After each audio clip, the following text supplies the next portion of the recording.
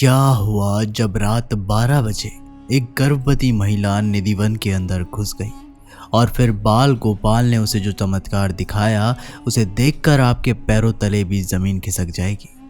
निधिवन के रहस्य के बारे में हम सभी जानते हैं कि हर रात्रि को स्वयं भगवान श्री कृष्ण रास लीला रचाने निधिवन में आते हैं और वहां पर जितने भी तुलसी के पौधे हैं वह सब गोपियों का रूप धारण कर लेते हैं। लेकिन कई लोगों का ऐसा मानना है, जिसने भी ये दृश्य देखा है या तो वो अपनी सुध बुध खो देता है या कुछ ही दिनों में मृत्यु उसकी हो जाती है। लेकिन क्या हुआ जब सीमा राठौर नाम की एक गर्भवती महिला जाने अनजाने में निधिवन के अंदर रह गई और रात्रि में होश आते ही उसने भगवान श्री कृष्ण का वो चमत्कार देखा जिसे जानकर आपके भी होश उड़ जाएंगे।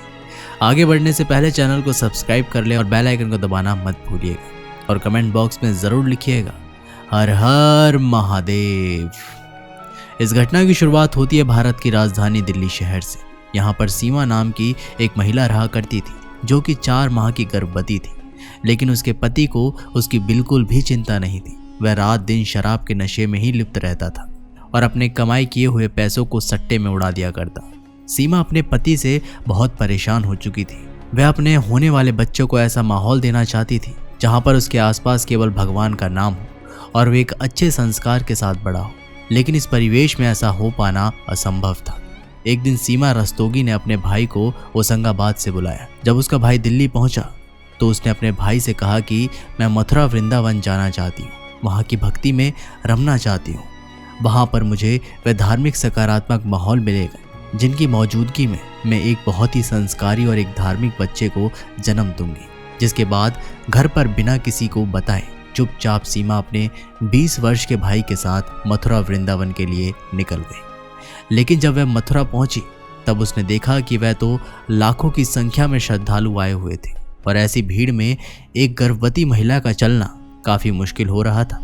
लेकिन जैसे तैसे राधे राधे बोलते हुए उसने भगवान श्री कृष्ण की जन्मस्थली के बहुत अच्छी तरह से दर्शन किए और घर के जितने भी कलेश थे वह सब को भूल चुकी थी। अब वह वृंदावन के बांके बिहारी मंदिर जाने के लिए रवाना हुई। बांके बिहारी मंदिर में हमें भगवान श्री कृष्ण बाल स्वरूप में दिखे, जिसके बाद सीमा ने बांके बिहारी जी के भी बहुत अच्छी तरह से दर्शन किए। वह बहुत ज़्यादा प्रसन्न थी क्योंकि इतनी ज़्यादा सकारात्मक माहौल में, इतनी ज़्यादा धार्मिक माहौल में वह कई सालों बाद आई थी। अब उसे विश्वास हो गया था कि उसकी संतान भी काफ़ी संस्कारी ही पैदा होगी। लेकिन जब एक पुजारी ने सीमा और उसके भाई को निधिवन के रहस्य बताए, किस प्रकार रात्रि में स्वयं साक्षात श्री कृष्ण वहां पर आते हैं, तो सीमा के मन में निधिवन को देखने के लिए बहुत ही इच्छा जागृत हुई। वह तकरीबन शाम के 5 बजे अपने भाई के साथ निधिवन के अंदर पहुंची। वहां पर बहुत सारे तुलसी के पौधे थे जिनकी आकृति बहुत ज़्यादा अलग अलग थी। ऐसा कहा जा रहा था कि रात्रि के समय ये सारे तुलसी के पौधे गोपियों का रूप धारण कर लेते हैं। लेकिन सीमा इस बात से अनजान थी कि शाम 6 बजे निधिवन के दरवाजे बंद कर दिए जाते हैं और उसके बाद सुबह ही किसी को अंदर प्रवेश दिया जाता है। शाम तकरीबन 5:30 बजे निधिवन के अंदर घूमते घूमते गर्भवती सीमा को अचानक बहुत ज़्यादा चक्कर आने लगे और उसे पानी की प्यास लगने लगी। तब उसने अपने भाई को पानी लाने के लिए निधिवन से बाहर भेजा, लेकिन उस समय चक्कर इतनी ज़्यादा बढ़ चुके थे कि वो उसी स्थान पर बेहोश हो गई और देखते ही देखते आधा घंटा बीत गया और 6 बजे निधिवन के दरवाजे पूरी तरह से बंद कर दिए गए। जब उसका भाई पुनः पानी लेकर निधिवन के दरवाजे पर पहुंचा तो सभी सिक्योरिटी गार्ड का एक ही कहना था कि हमने निधिवन का चप्पा चप्पा खोज लिया है, अंदर कोई भी मौजूद नहीं है, शायद तुम्हारी बहन भी निधिवन से बाहर निकल गई होगी। तब सीमा का भाई वृंदावन में ही उसे चारों ओर ढूंढने लगा, लेकिन उसे इस बात का अंदाज़ा नहीं था कि सीमा तो अभी भी निधिवन के अंदर ही बेहोश थी। उस समय वहाँ सीमा को उठाने वाला कोई भी नहीं था, वह वहीं पर बेहोश पड़ी हुई थी। लेकिन रात 12 बजे बांके बिहारी का ऐसा चमत्कार हुआ जिसने सीमा को झंझोड़ कर रख दिया। अचानक से रात 12 बजे सीमा के कानों में घुंघरुओं की तेज़ आवाज़ें आने लगी। जैसे तैसे करके उसने होश संभाला और जब सामने की ओर नज़ारा देखा तो उसके रोंगटे खड़े हो गए।